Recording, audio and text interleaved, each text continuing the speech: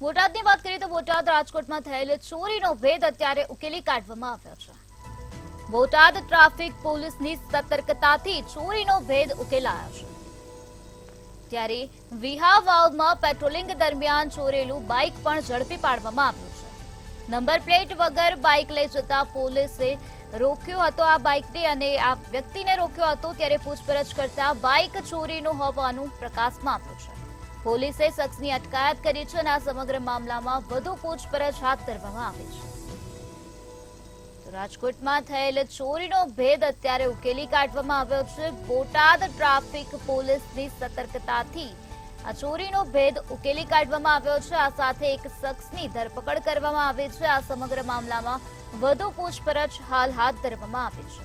તો Vihar વાવમાં police patrolling કરી રહી હતી તે દરમિયાન આ ચોરેલું બાઇક ઝડપી પાડવામાં આવ્યું છે.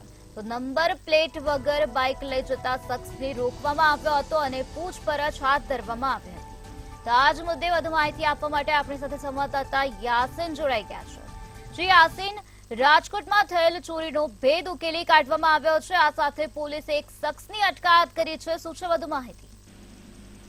જી, ચોક્કસથી જો વાત કરવામાં આવે તો જિલ્લા ટ્રાફિક પોલીસની સતર્કતાથી બોટાદ રાજકોટ ચોરી થયેલ મોટરસાયકલનો ભેદ ઉકેલાયો છે. જેમાં ખાસ કરીને વાત કરીએ તો ટ્રાફિક પોલીસ બોટાદ શહેરના ઢાંકણીયા રોડ પર વિયાવા વિસ્તારમાં પેટ્રોલિંગમાં હતા.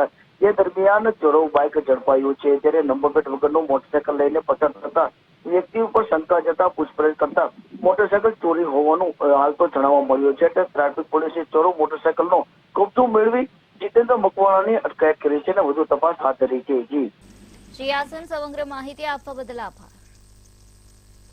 નંબર પ્લેટ વગર બાઇક લઈ જતા શખ્સને પોલીસે અટકાવ્યો હતો, પૂછપરછ હાથ ધરી હતી. ત્યારે આ બાઇક ચોરીનું હોવાનું પ્રકાશમાં આવ્યું હતું. ત્યારે અત્યારે આ શખ્સની અટકાયત કરવામાં આવી છે.